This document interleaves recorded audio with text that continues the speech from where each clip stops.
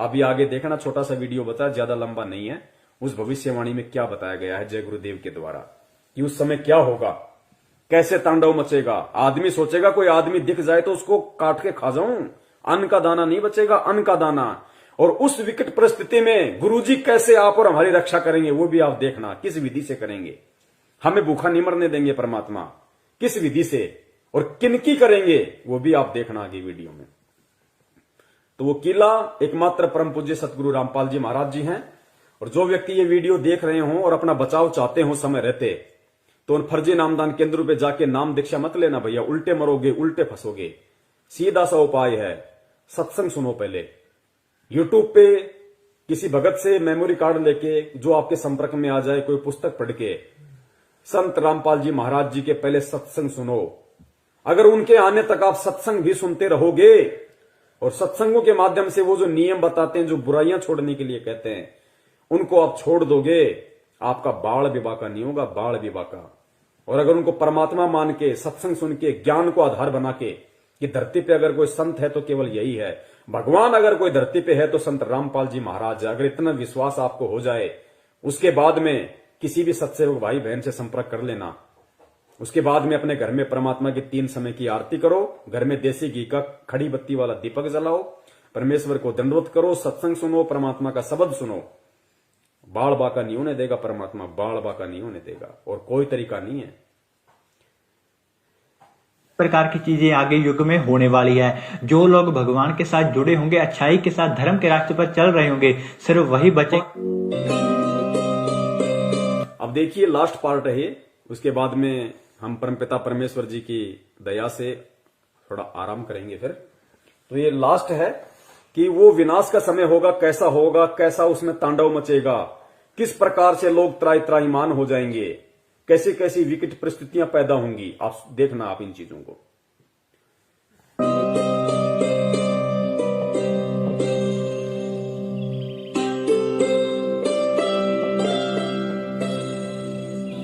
मैं सिर्फ बताता जाऊंगा, आपने सुनते जाना है। जिसे समझना होगा वो समझेगा, जिसे हंसना होगा वो हंसेगा। लेकिन दोनों ही स्थितियों में ईश्वर का कार्य होता रहेगा, क्योंकि वो समय आ गया है कि जब स्वयं परमात्मा अपनी रूहों को वापस ले जाएगा अपने जहान में। हिंदू, मुस्लिम, सिख, ईसाई हर धर्म को मानने वाले यह जानते हैं कि उनके इष्ट ने फिर से इस मृत्यु लोक में आने की भविष्यवाणी कर रखी है। कलयुग में कलयुग जाएगा, कलयुग में सतयुग आएगा। पाप और अधर्म को चरम तक पहुंचाने में कामयाब मनुष्य ने बहुत ही जल्द अपने विनाश की राह तय कर ली है। और जो पाप और अधर्म का चरम कलयुग के अंतिम चरण में होना चाहिए था, वो इंसान ने अभी ही हासिल कर लिया है। लेकिन अधर्म के विनाश के लिए हर युग में कोई न कोई महाभारत होती जरूर है। जब परिवर्तन होना होता है उस बीच संधि काल होता है, और संधि काल में ईश्वर प्रकट होते हैं और पाप और अधर्म का विनाश कर डालते हैं। देखो ये जगत वाले ये कह रहे हैं जब संधि काल का समय होता है, जब युग परिवर्तन होता है तो परमात्मा खुद प्रकट होते हैं, खुद प्रकट। सुनो इन बातों को। भारत होती जरूर है।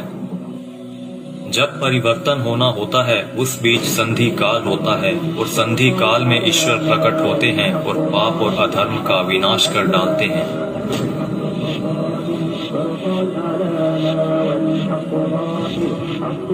यह वीडियो वो लोग जरूर देखें जिनका परमात्मा में पूर्ण विश्वास है।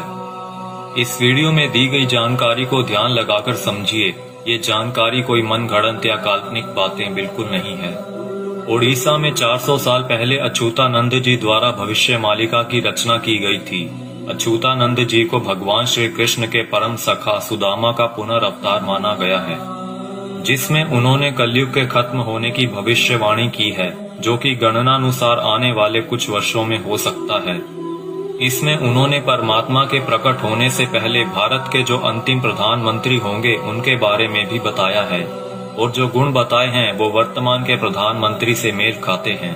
यानी लोकतांत्रिक भारत के अंतिम प्रधानमंत्री होंगे श्री नरेंद्र मोदी, और उसके बाद होगा उस ईश्वर का प्रकट होना, और पूरे भारत में मिलिट्री शासन होगा, या कहें राजतंत्र कायम हो। अंतिम प्रधानमंत्री नरेंद्र मोदी होगा, पूरे देश में मिलिट्री शासन होगा, उसके बाद प्रकट होगा कौन? परम पूज्य सतगुरु रामपाल जी महाराज जी उसके बाद पूरी दुनिया के सामने आएंगे।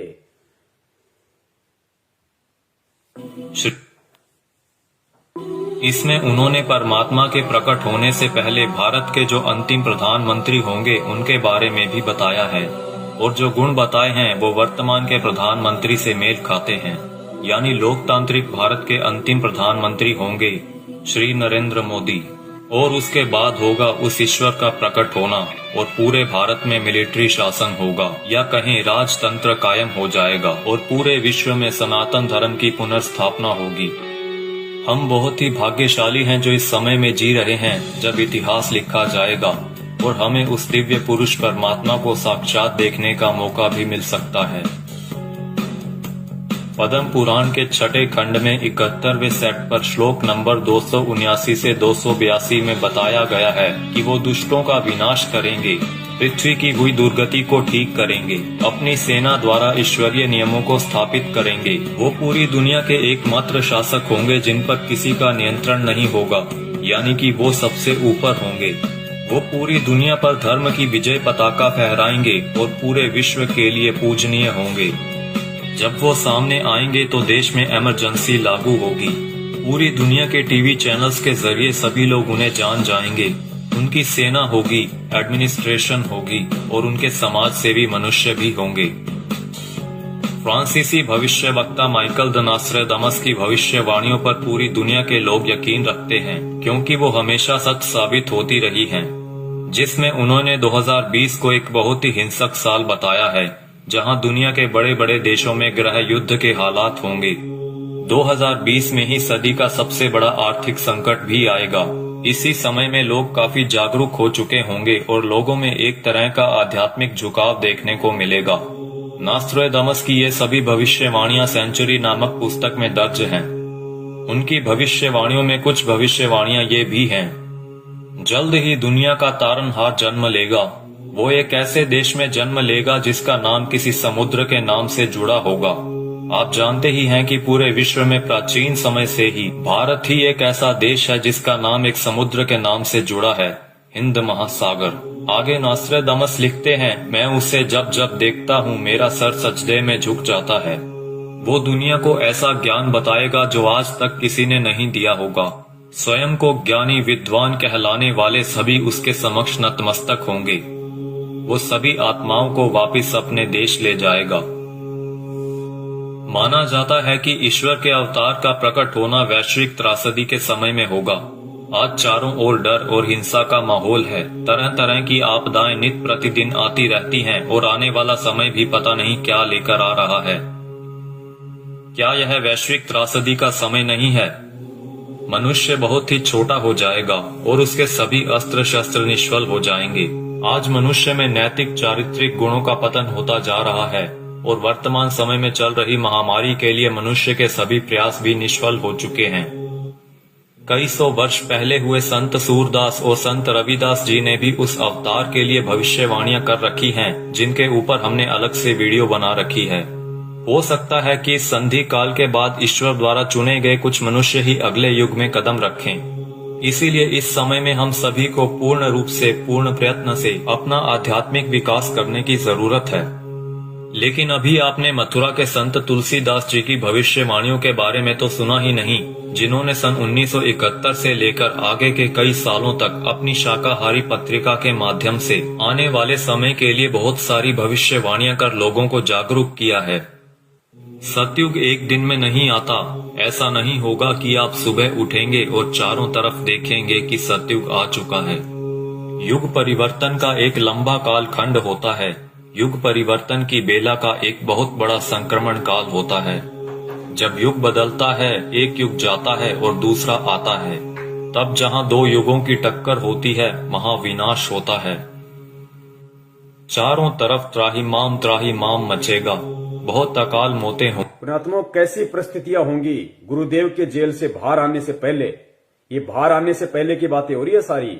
गुरुदेव के जेल से बाहर आने से पहले कैसी परिस्थितियां होंगी, कैसा भयंकर विनाशकारी समय होगा, और विनाशकारी समय में कौन बचेगा, किस प्रकार परमात्मा उसको बचाएंगे, सुनना ध्यान से। और ये जगत वाले कह रहे हैं, वीडियो बनाने वाले, कि अगर हमें वो सतयुग देखना है तो हमने अपनी भक्ति को बढ़ा देना चाहिए, अपना आध्यात्मिक विकास करने की शुरुआत कर देनी चाहिए। जब युग बदलता है, एक युग जाता है और दूसरा आता है, तब जहां दो युगों की टक्कर होती है, वहां विनाश होता है। चारों तरफ त्राहिमाम मचेगा, बहुत अकाल मौतें होंगी।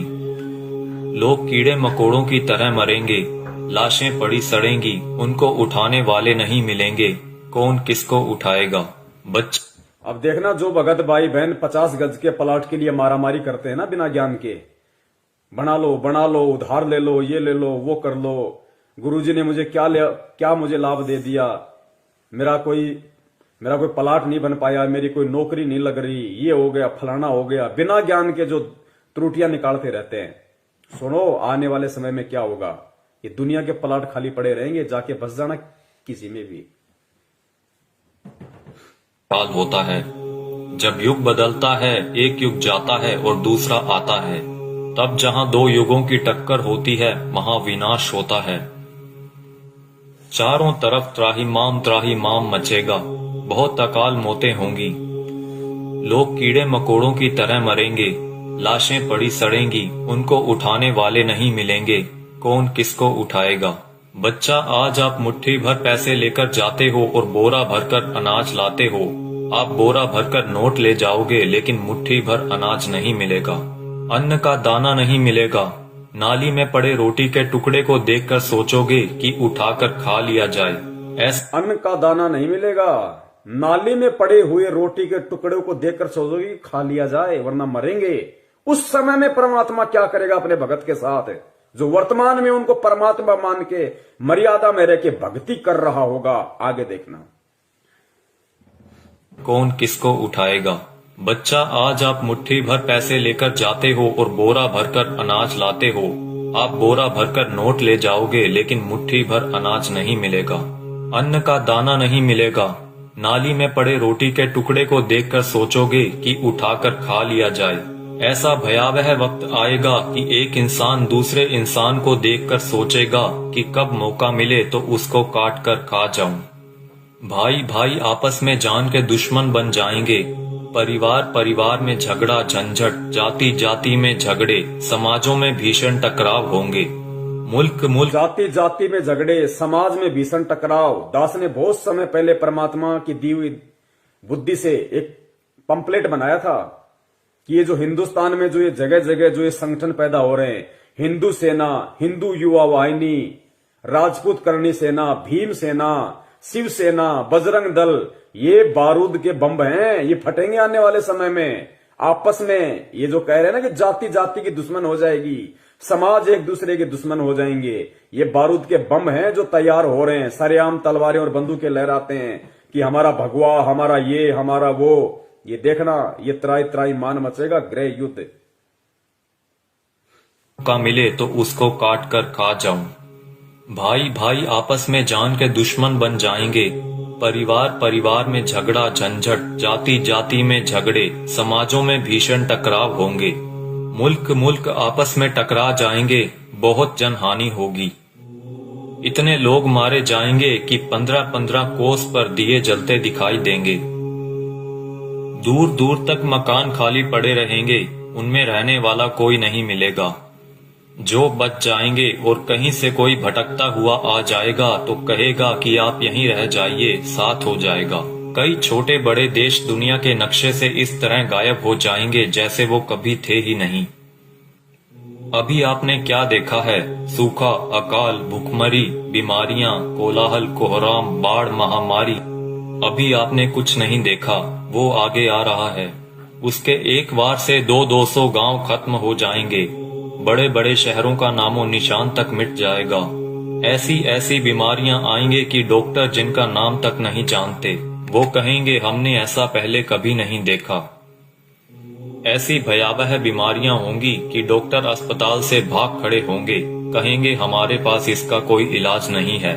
आप समझते हो सतयुग ऐसे ही चुपचाप चला आएगा? भयावह विनाश लीला के बाद जो मुट्ठी भर लोग बचे रहेंगे वो सतयुग का नया सूरज उगता हुआ देखेंगे। भयंकर विनाश के बाद में जो मुट्ठी भर लोग बचेंगे वो सतयुग का नया युग देखेंगे।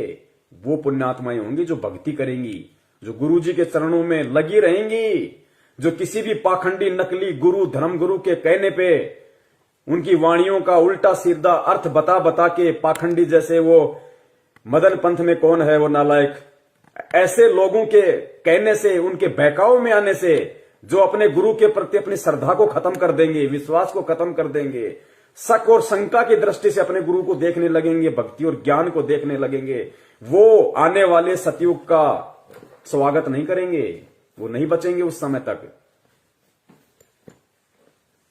का नाम तक नहीं जानते, वो कहेंगे हमने ऐसा पहले कभी नहीं देखा। ऐसी भयावह बीमारियां होंगी कि डॉक्टर अस्पताल से भाग खड़े होंगे, कहेंगे हमारे पास इसका कोई इलाज नहीं है। आप समझते हो सतयुग ऐसे ही चुपचाप चला आएगा? भयावह विनाश लीला के बाद जो मुट्ठी भर लोग बचे रहेंगे वो सतयुग का नया सूरज उगता हुआ देखेंगे और सतयुग की अगवानी के साक्षी बनेंगे।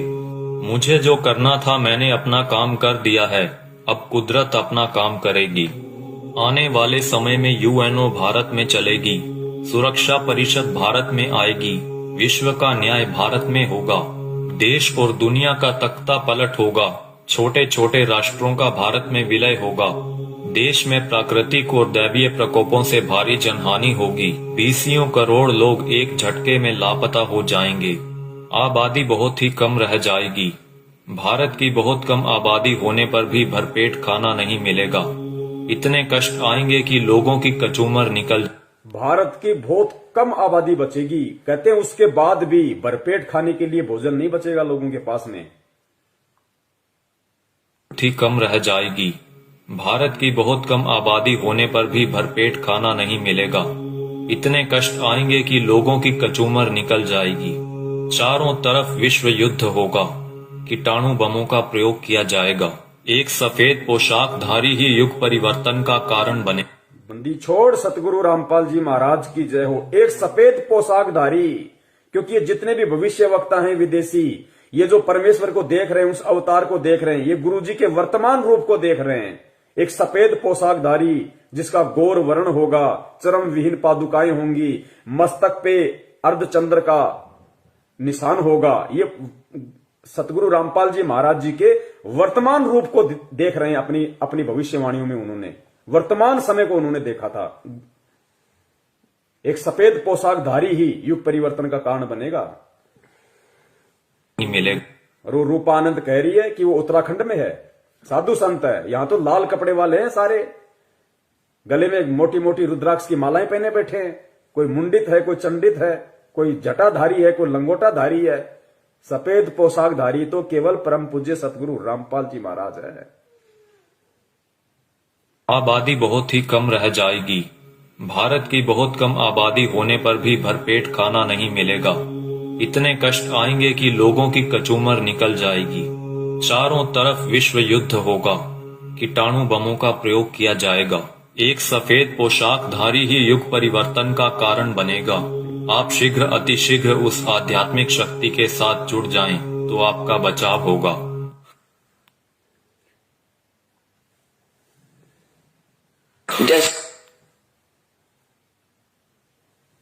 तो पुण्यात्माओं, सुना आपने किस तरीके का तांडव अभी मचना बाकी है, और उस तांडव में किस प्रकार से विकट परिस्थितियां देश और दुनिया के सामने पैदा होंगी, और उन विकट परिस्थितियों में कौन और किस तरह के व्यक्ति ही बच पाएंगे।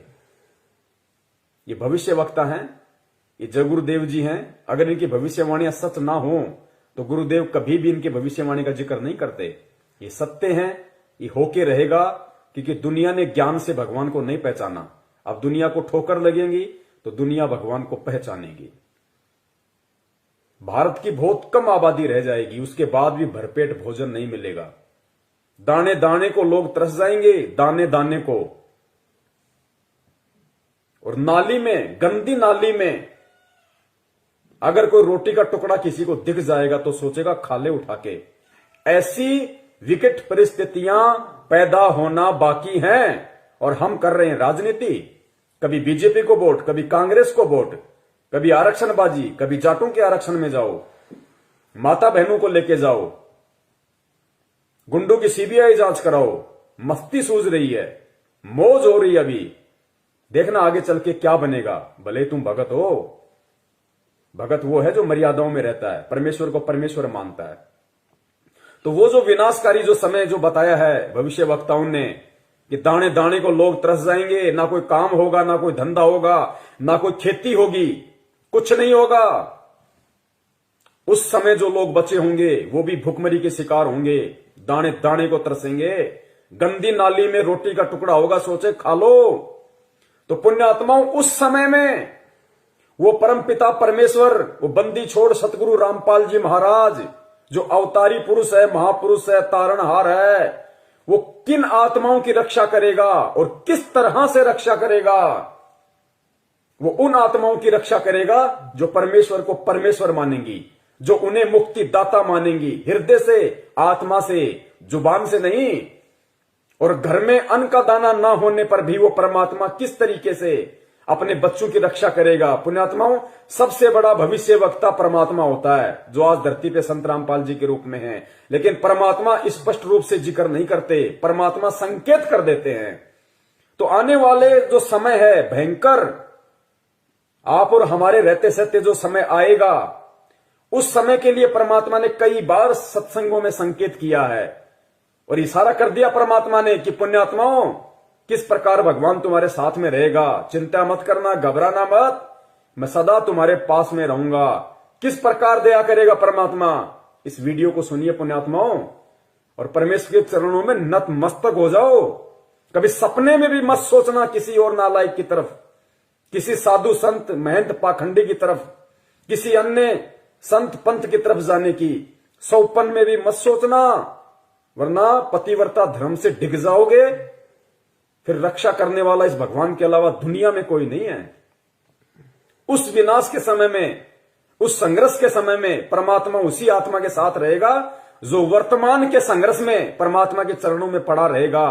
काल हमें जो तोड़ने की कोशिश कर रहा है, जीव आत्माओं को डिगाने की कोशिश कर रहा है हर तरीके से, सतलोक आश्रम मैनेजमेंट हरियाणा के द्वारा नित नए पीले पीले पर्चे निकाल के, ज्ञान विरुद्ध आदेश दे दे के, हराम की कमाई, राजनीतियां करवा के, आरक्षणबाजी करवा के, ये काल की चाल है। ये उस विनाशकारी समय में आपकी रक्षा ना हो उसके लिए आपको तोड़ रहा है। आप सोच रहे हो हम गुरुजी की शरण में हैं, आप कांग्रेस को, बीजेपी को वोट दे रहे हो, भगत होके आरक्षणबाजी कर रहे हो, कुपात्रों को दान दे रहे हो, ये कोऑर्डिनेटर भक्तों की लड़कियां ले लेके भाग रहे शादीशुदा होने के बाद, इनको दान दे रहे हो, ये भगोड़ों को दान दे रहे हो, गुरुजी के कलयुगी झूठे मक्कार परिवार को, बेटा बेटी, उनकी पत्नी को आप दान दे रहे हो। ये उस विनाशकारी समय में आप अपनी गर्दन पे तलवार रख रहे हो। दान सुपात्र को दिया जाता, कुपात्र को नहीं। मर्यादाओं से दूर हो रहे हो आप। ये रोहतक मुंड का जिंद दीवानी हरियाणा में जो ढोंग कर रखा है इन लोगों ने, आदरणीय गरीबदास जी महाराज जी के पाठ प्रकाश का 150 दिन से ये लोग धन प्राप्ति के लिए जो ड्रामा कर रखा है। तुम सोच रहे हो हमें पुण्य मिलेंगे, गुरुदेव कहते हैं तुम करत हो पुण्य होत है पापम। तुम पुण्य समझ के कर रहे हो, लेकिन अज्ञानता में तुम पाप के भागी बन रहे हो। बचाव नहीं होगा तो किनका बचाव होगा उस समय, और कैसे बचाव होगा?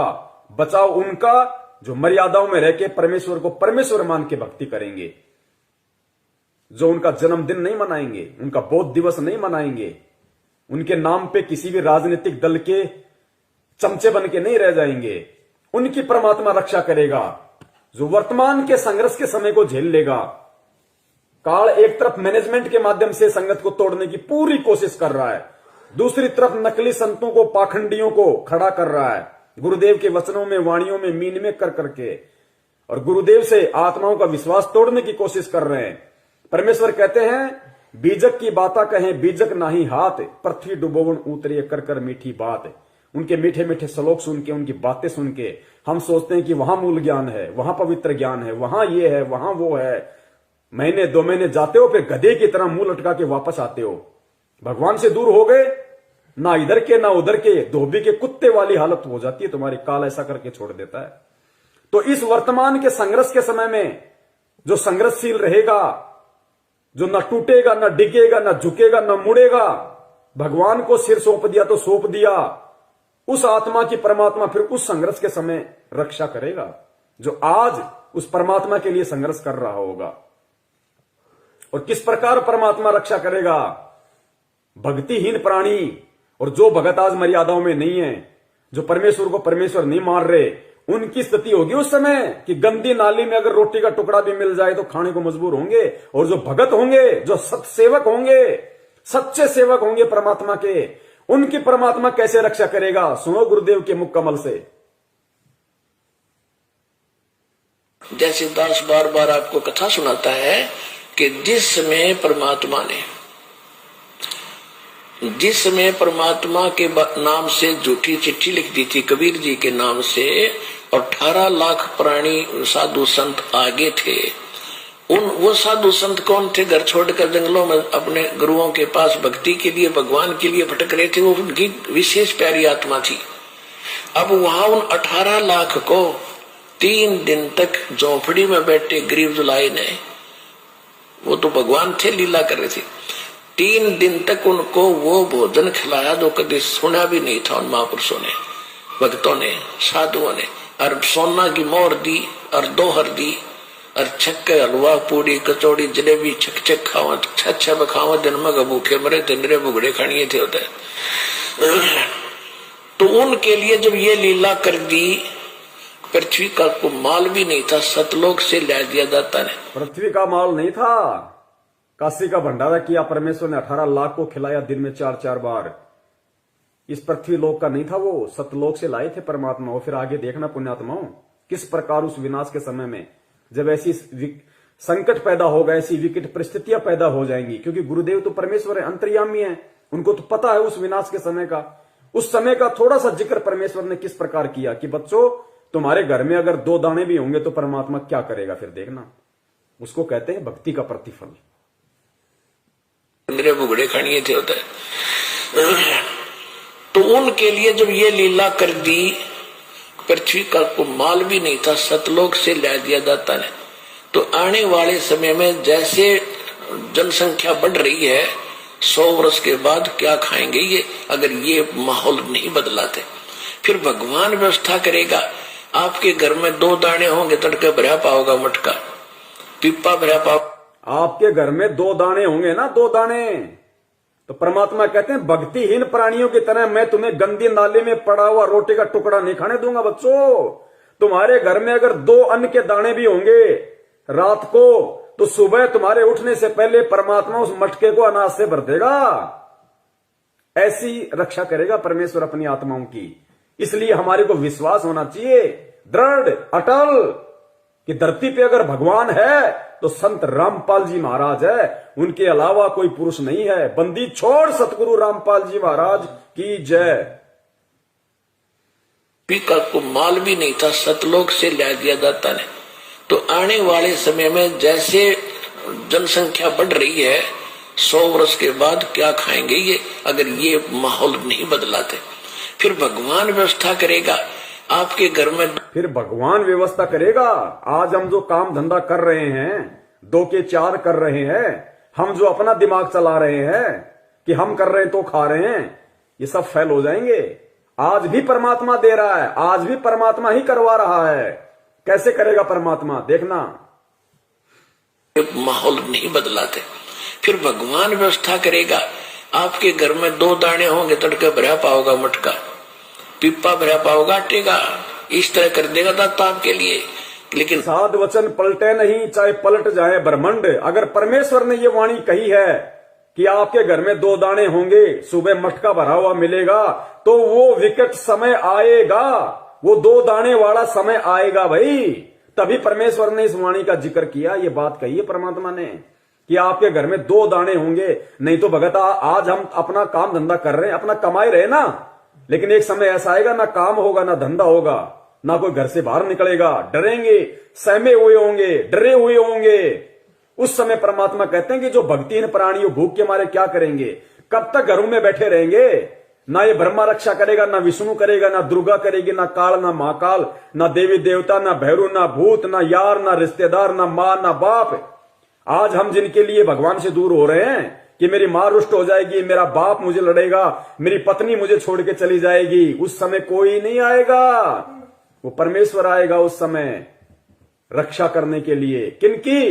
जो भक्ति करेंगे, जो भक्ति करने की इच्छा से होंगे। बढ़ रही है 100 वर्ष के बाद क्या खाएंगे ये, अगर ये माहौल नहीं बदलाते। फिर भगवान व्यवस्था करेगा, आपके घर में 2 दाने होंगे, तड़के भरा पाओगा मटका, पिप्पा भरा पाओगा आटे का, इस तरह कर देगा दाता आपके लिए। लेकिन भक्ति करवाने के लिए छोड़ सतगुरु रामपाल जी महाराज की जय हो। ये उनकी करेगा जो भक्ति करेंगे, और जो बकवाद ये उनकी करेगा जो भक्ति करेंगे, और जो बकवाद करेगा वो अपना करते रहेंगे, वो गंदी नाले के टुकड़े खाते रहेंगे भगत होके भी। पिप्पा भरा पाओगा आटे का, इस तरह कर देगा दाता आपके लिए। लेकिन भक्ति करवाने के लिए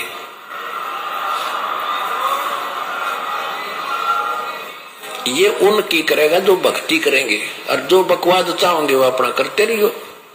ठीक है, जैसा भक्ति भजन करेंगे उनका लाभ मिल जाएगा, लेकिन वो उसमें से खड़ी रह जाएंगे। राजनीति करने वाले करते रहियो, आरक्षणबाजी करने वाले करते रहियो, परमात्मा रक्षा उनकी करेगा जो भक्ति करेंगे, जिनका मकसद मोक्ष प्राप्ति का होगा, कांग्रेस को जिताने का और बीजेपी को जिताने का नहीं। तो कितने लोग आज मर्यादाओं में हैं, और कितने लोग भगत होकर भी अपने आप को भगवान का भगत समझते हुए भी मर्यादाओं से दूर हैं। ये अपना आकलन स्वयं कर ले। दास की यही विनती है, यही प्रार्थना है। सत संदेश हम देते रहेंगे जब तक परमेश्वर हमें सद्बुद्धि देते रहेंगे। और निवेदन करूंगा सभी भाई बहनों से, वीडियो को ज्यादा से ज्यादा, ये ऐसा वीडियो है, ये बहुत लंबा चलना चाहिए वीडियो, हर आत्मा तक संदेशा पहुंचना चाहिए। अभी दास इसको फेसबुक पे जाके और दोनों पार्ट को एक कर देगा ऊपर नीचे। उसके बाद में पुण्यात्माओं जितना हो सके वीडियो को शेयर करें, ताकि जिस प्रकार परमेश्वर ने आप और हमारे ऊपर दया करी है, उसी प्रकार परमात्मा हमारे अन्य भगत भाई बहनों पे भी दया करें, उनको भी परमेश्वर सद्बुद्धि दे, उनको भी समझ में आए, वो भी परमेश्वर को परमेश्वर माने। ठीक है, जो गलती उन्होंने परमात्मा का जन्मदिन मना के, बोध दिवस मना के कर दी है, अगली बार उनसे वो गलती ना हो, अगली बार उनसे वो गलतियां ना हो, वो भी आप और हमारी श्रेणी में आ जाएं, वो भी सत्सेवकों की श्रेणी में आए। तो हमें प्यार से, प्रेम से, बहुत ही आधीनी से परमपिता परमेश्वर जी के चरणों में बैठ के उनकी प्रेरणा से हमें ये सेवाएं करनी है, साथ में अपनी भक्ति भी करनी है, ताकि परमेश्वर भक्ति से ही प्रसन्न होंगे। सेवाओं का पुण्य अलग है। तो पुण्यात्माओं, परमेश्वर दया करें। हम यही उनसे विनती करेंगे बारंबार उनके चरणों में दंडवत करते हुए कि परमात्मा साध संगति के लिए आप हम सत्सेवकों को लाइव शंका समाधान प्रोग्राम से जोड़े रखिए। आप इसी प्रकार हमारे सभी भाई बहनों का, हम एक दूसरे का इसी प्रकार भक्ति में विश्वास बनाए रखिए। हमारे अंदर वो दृढ़ता, वो विश्वास आप जी पैदा कीजिए, ताकि परमात्मा सपने में भी हम अपने पतिव्रता धर्म से दूर ना हो सकें। हम आपके चरण कमलों से परमात्मा सुई के नोक जितने भी दूर ना हो।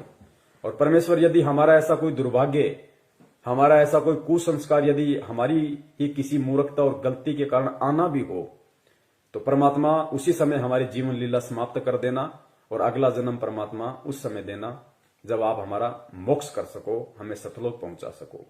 बंदी छोड़ सतगुरु रामपाल जी महाराज की जय हो। सत साहेब।